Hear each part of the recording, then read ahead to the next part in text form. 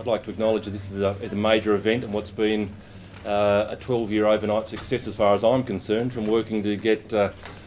first competition in broadband and now the fact that we're getting a new network rolled out in the state ahead of many other regions and areas in Australia.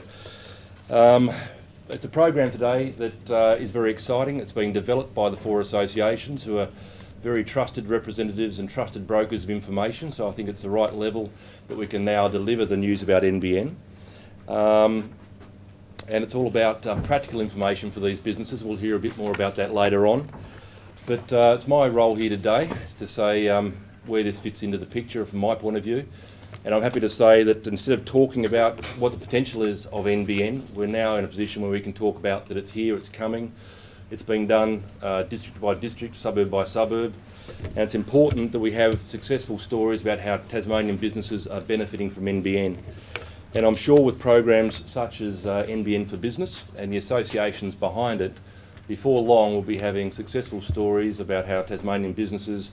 are competing successfully. They're also learning to adapt their business styles and overcoming a lot of the barriers that we've experienced as an association in the last 10 years. When they could get to a certain point about changing their businesses, but there wasn't the ability to have either competition in the marketplace for telecommunication services or in fact the capacity at an affordable price to be able to take some of these next steps. I'm introducing the Premier and I know he's very keen to see the benefits and stories from the Tasmanian business community about the NBN and how this journey is now starting to produce results. I'd like to take you all back, and perhaps David back to about 2004-05 when, from my point of view, this journey started. And that was when David was very much part of it in the office of David Crean, when we had funding allocated for the TasColt network, which a lot of people said, why are you doing this? You know, brownfields, fibre to the homes and fibre to the premises exercise. But the fact is, you know, we dared to believe that one day that we might be the first cab off the rank to have NBN rolled out in Australia. And it was going to be leading to competition and the chance for us to take very bold steps into the next era of telecommunications-enabled businesses, communities and households in this state. So the journey's been an interesting one, but I've got to reflect also that it was only as a result of TasColt and the bid that was put in by the Tasmanian government that was announced as being successful in April 2009. Now, it's been a fairly long journey, but April 2009 wasn't that long ago. We've got 4 associations lined up, we've got districts being lit up, and we've got consumers that'll soon be able to say they're the first connections in Australia for NBN, which is quite significant. So without talking about it too much, I'd like to introduce the Premier. He's also the Minister for Innovation, Science and Technology to launch the NBN4Business program. Thank you. Well, thank you, John, and thank you, ladies and gentlemen. And can I firstly say thank you, Robert, for having us at the TCCI, but that it's a great pleasure to be able to be standing in front of these 4 banners, and I'd like to acknowledge Jan from the Tasmanian Farmers and Graziers Association, Jeff Fader from the Tasmanian Small Business Council, Daniel Hanna, can't see you, there you are, from the Tourism Industry Council of Tasmania, and Robert from the TCCI. When we made the announcement of the funding of $1 million a few months, just a few short months ago,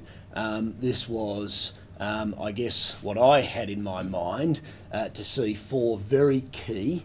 to our economy peak bodies coming together to work together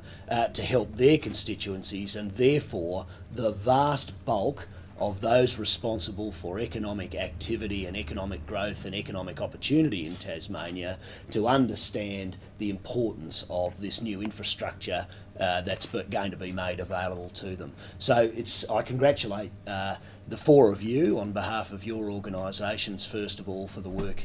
you've put in. It's a great pleasure to see our investment as a government of $1 million coming to fruition so soon, and I am certain that the NBN4Business program will have a very important impact on the future of Tasmania, Tasmanian businesses understanding of what it means to them, what the opportunities are, and I guess more so simply to open people's eyes and to start thinking about those opportunities, because we know that genuine innovation will come when we perhaps clash a few ideas together, and the unexpected, I am confident the unexpected will emerge, and that unexpected will be opportunities that perhaps we can't even really describe at this point in time, and can't quantify the benefit to Tasmania in the future. It is, as you know, and as John's described, an ongoing passion of mine, and I think a great description by John McCann as a 10-year overnight sensation that we are at this point where in the coming days or weeks, I don't want to give the Prime Minister's diary away, the first connections will be officially switched on in the National Broadband Network here in Tasmania. And as John said, that's come about because of strategic decisions that we've taken as a community, as a state and as a government over 10 years, and it will be of great benefit. Recently, of course, as has been widely reported, I've been on a trip to the US, essentially, although not exclusively, talking to US business and government about the National Broadband Network, about Tasmania's opportunity. And I can tell you this, that when you sit down with Californians, for example, and say to them that you come from a place that whose land mass is 44% protected in national parks or World Heritage, has a unemployment rate with a 5 at the start of it, a growth rate with a 3 at the start of it, that is 80% fuelled by renewable energy, has a massive water advantage yet to be fully exploited, and by 2013-14 will have 90% of its premises connected to optic fibre. They sort of look at you in a weird sort of way. What sort of utopian island do you come from, and does this place really exist? And I am convinced that the interaction or the overlay of our water advantage and the smart infrastructure that we are building and must build to exploit that water advantage for innovative agribusiness, for renewable energy,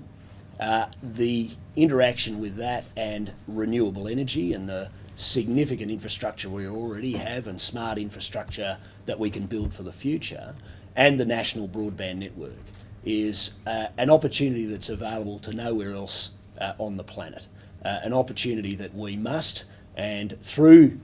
programs like this we will, exploit through the natural innovative tendencies and the natural innovation-based businesses that are already in Tasmania, that will come to Tasmania, and that will spring up in Tasmania over the coming years. But it's one thing to go out and tell the rest of the world about this advantage, of course, and that's part of, I think, what we must do and we must focus on. But equally as important is our focus at home of growing new industries, whether that's in smart grid technology, in water management, smart infrastructure for water technologies, or whether it's in the straight IT industry itself, the information technology and telecommunications industry. New industries, things that we can grow here in the right size for Tasmania. But equally as important to that, in fact, far more important in my view, is the natural advantages, our traditional industries, the industries we already have here, and their exploitation of this high-speed telecommunications to create innovation, to create new levels of productivity, and to create, therefore, new opportunity for Tasmania. There are some simple examples. In mining, with remote-controlled mining, with effectively online mining, we're able to access seams of ore, for example, that weren't productive or couldn't have been accessed before due to either the human cost or the financial cost, making mine life in Tasmania longer and extended and more productive for our community and our economy.